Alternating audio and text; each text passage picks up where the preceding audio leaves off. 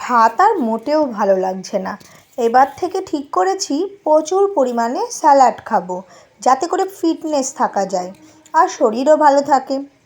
তাই গৌতম দাকে বাজারে পাঠালাম গাজর, বিট, শসা আনতে। গৌতম দা সম্পর্কে আমার দাদা হয়, খুবই ভালো মানুষ আর শরীর নিয়ে খুব সচেতন। আমি এক প্রকার নিশ্চিত ছিলাম এটা ভেবে যে দাদা বাজার আনা মানে একেবারে ব্যাগ ভর্তি করে আনবে, আর সচরাচর এটা আমি দেখে আসছি।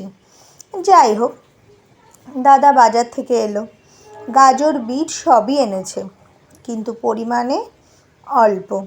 মানে আমি ব্যাপারটা খুলে বলি, দাদা নিজের জন্য যে গাজরগুলো এনেছে সেগুলো পরিমাণে অনেক, কিন্তু ছোট।